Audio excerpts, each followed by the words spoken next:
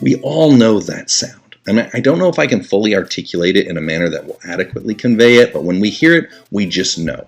Well, I guess let me try. It goes something like this. Do-do-do, do-do-do, do-do-do, do-do-do. I have no idea what that was supposed to be.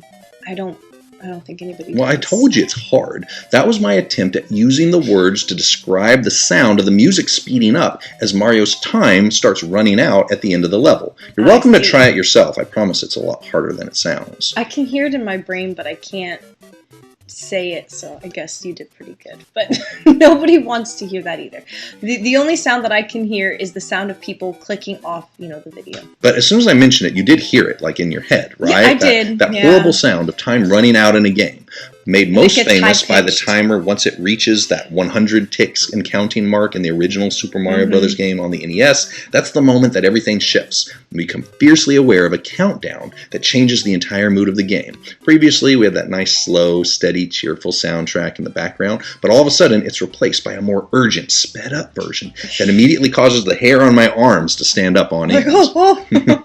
Even if there is more than enough time left to finish the level, I begin running towards the exit and literally skipping everything along the way that isn't mission critical.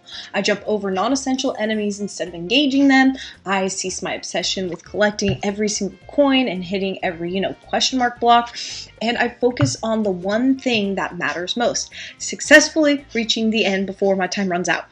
Over my years of playing video games, I have defeated foes large and small. I've outfoxed intellectual adversaries. I've outgunned massive armies. I've soared over previously impassable canyons. And I've saved multiple universes in the process. Even the bosses with the cheapest and most unfair tactics have eventually been left in the dust, as a combination of painstaking research and perseverance finally granted me victory that eluded me in my first, 100 tries. But after years of trying, failing, and eventually succeeding in all of those games, I have found that the most challenging adversary I have ever faced is the one that still remains undefeated.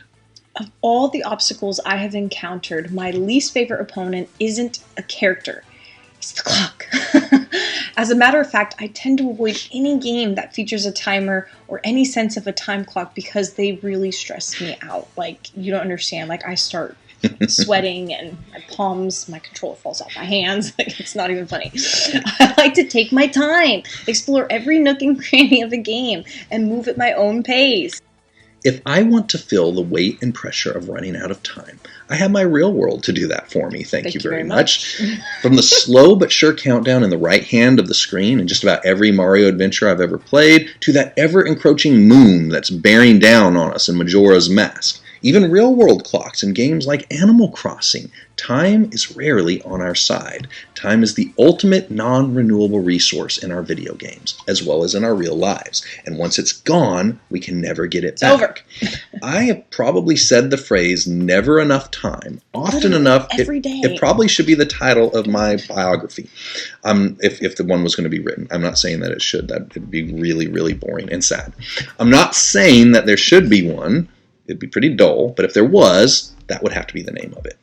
Between remaining gainfully employed in an actual job, the mundane realities of maintaining a home, the joys of spending time with family and friends, and the deadlines that are associated with writing and recording articles and videos to share in our spare time, is just never enough time to do it all. I promise you, I think he says that every single day.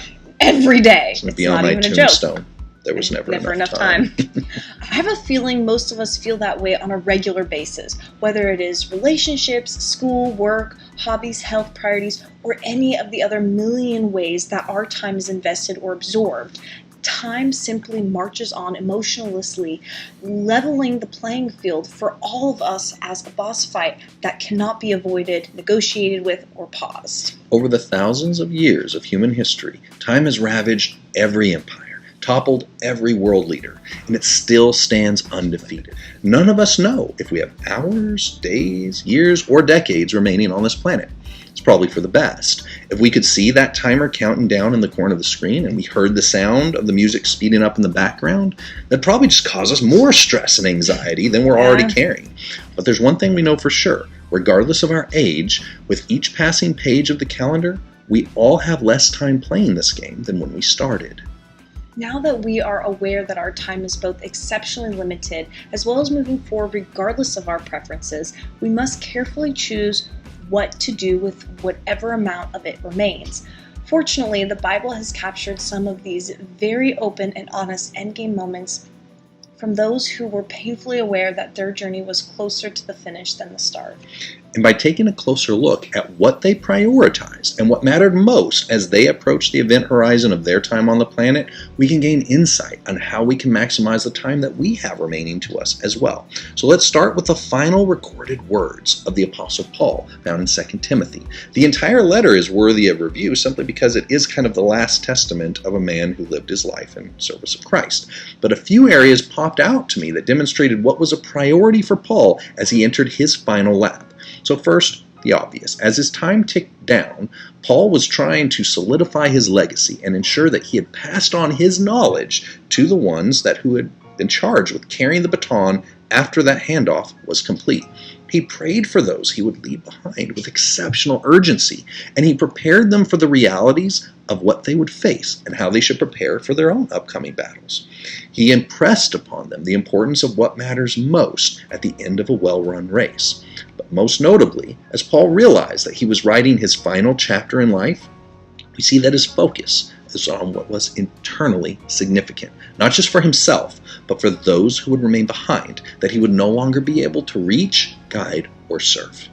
Paul didn't seem overly concerned with those things that would pass like dust in the wind, such as his hairline, his weight, his social status, the amount of money he had in the bank, the laws that Caesar was enacting, or the current real estate values. He saw only what mattered the most, and he set his eyes on using the time he had left to do only those things that would matter in the view of eternity. Let's take one more example of how we should approach our own personal sunsets, the record of a man who actually knew exactly when his final day would occur. And the way Jesus faced that final 24 hours before his crucifixion is one of the mightiest examples of what it truly means to redeem the time. And if we look close enough, we may find some similarities between his approach and Paul's. He washed his disciples' feet. He prayed for his followers. He provided reassurance, and he prayed for the strength to face his destiny. And as they reached the end of their days, both Paul and Jesus looked towards the finish line with a greater sense of urgency, not with panic, but with purpose. Much like the way we approach a game, once the clock unkindly reminds us the time is running out, the things that lacked eternal significance faded into the background as they made the most of the time that remained. Those extra coins won't matter when we move into the next level. That collection of bricks over there, sure, smashing them may uncover an interesting surprise, but all the power-up mushrooms in the world still won't grant us more time. While there are certainly some power-ups that can make this journey easier, strategic decisions we can make that will prolong our time in the level, or warp pipes that will provide shortcuts past some of the obstacles that we will face, as we approach that final jump towards that flagpole at the end of the level, many of our previous pursuits will shrivel in importance and only the critical ones will remain. The painful reality of our lives on this earth is that there will never be enough time.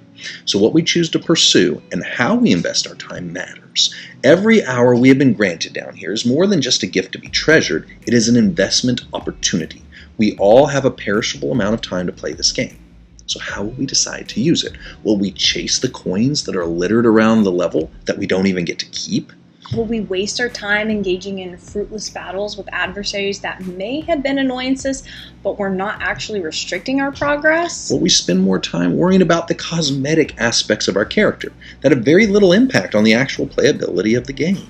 Will we chase flagpoles that look like the goalposts we are actually seeking, but are actually a distraction intended to misdirect us and waste our valuable time on less worthwhile pursuits of limited value? Or will we use our time to find and walk the best path, set the oppressed free, burn our candle with a purpose to guide and direct them safely to the other side? As I consider my time left on this planet, I realize I was wrong every time I said there's never enough time. We all receive the exact right amount of time that we need, even if it's different than what others have received. The question is not if we have been given enough time, it is how did we invest the time we were given. Time will keep marching forward. That clock will keep ticking down in the right-hand corner of our screen. And the flagpole at the end of the level is not going to move closer to us. It always stays in the same place. It's going to be there. Unless it moves farther away. With the end of our race in mind, the actions we take today have an even greater meaning. As Paul and Christ both demonstrated, our minds should be centered on redeeming the precious time we have remaining, serving others in love, the way that Christ chose to wash his followers' feet, leaving a legacy of guidance and knowledge, as Paul did for Timothy, and praying for those who we will hand our batons off to so they can successfully carry the torch forward in their respective races. There will always be distractions, detours, unavoidable obstacles, and self-inflicted challenges that we will face as we press forward to make that final jump. And the path to get there, as well as how our unique endgame looks, will be different and personalized for each of us. So let's be intentional with the time that we have and invest it with a renewed sense of purpose. Let's serve others in love, pray for them with a purpose, seek the Lord with intensity, and leave a legacy that will point others towards him long after we are gone. And if we have less time on the clock remaining than we would prefer, let's remember, it's those actions we take at the end of the game that have the greatest resonance and often matter the most.